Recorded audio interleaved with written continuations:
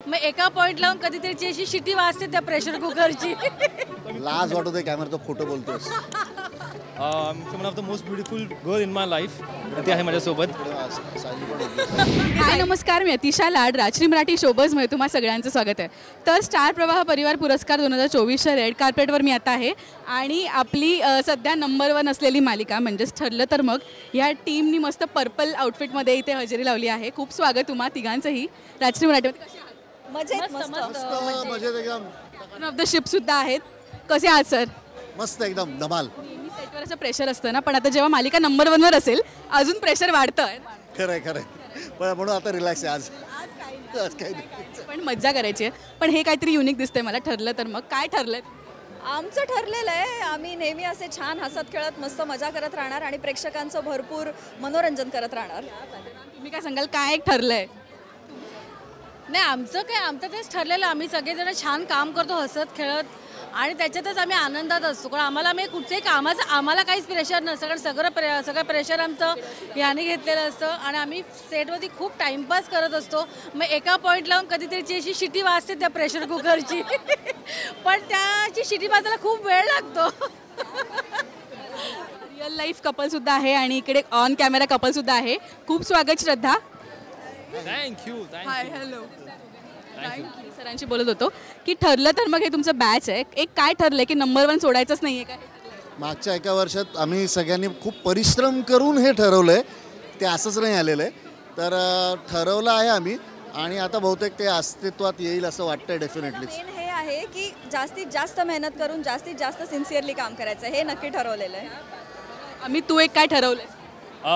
मी एकच गोष्ट ठरवली आहे की सर जे म्हणतील ते आपल्याला करायचं आहे. आणि नंबर 1चा जो बिरुद आहे किंवा जो मुकुट आहे तो मी प्रेक्षकांना सांगतो की तुम्हीच आम्हाला द्या. आणि प्रेक्षकांनीच आम्हाला दिले तेच आमच्या डोक्यावरती तोच मुकुट आहे आता. बरोबर आहे. अमित म्हणतो ते बरोबर आहे की परिश्रम करणं आणि त्या पद्धतीने प्रोग्रेस करत राहणं हे आमच्या हातात आहे.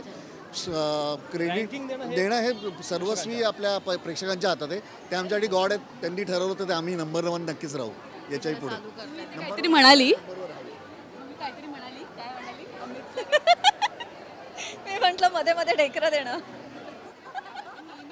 तुम्हाला प्रश्न विचारते पण मी आता ना सरांना प्रश्न विचारणार आहे की सेटवर हु इज मोर लायकली टू. असं सेटवर सीन सुरू आहे बाबा आणि एक चुटका काढलाय कोणीतरी. दोघांपैकी कोण असं? नाही म्हणजे आमच्या सिन्सिअरली कोणीच नाही. लाज वाटते कॅमेरा तो खोटं बोलतोस. आमच्या सेटवरती सगळ्यात त्रास देणारे आणि अत्यंत मला हे करणारे ही एक आणि हा 2 यांच्यामुळे अत्यंत त्रास होत असतो. सतत आम्हाला छळत असतात आणि खूप त्रास देत असतात आणि गोष्टी बघून कधी ढेकर देणं, कधी वेगवेगळे आवाज काढणं, सरांनी हेडफोन लावलाय की नाही चेक करून त्यांना कसं त्रास देता येईल हे सगळं बघत असतात. पण कधी कधी ते मगाशी म्हणाली त्याप्रमाणे प्रेशर येतं आणि प्रेशरची शिट्टी कधीतरी वाचते.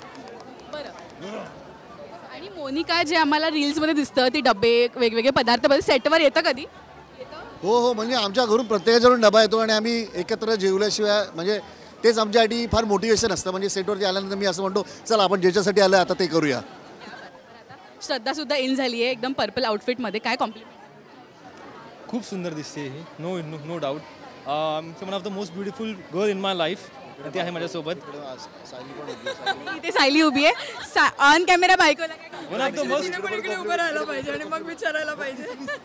हे शैली तर ही मग रिअल बायको आणि real one of the most beautiful को ॲक्टर ऑन स्क्रीन. कालच वुमेन्स डे पण झालेलं आहे तसंही. सँडविच झालं विचारा.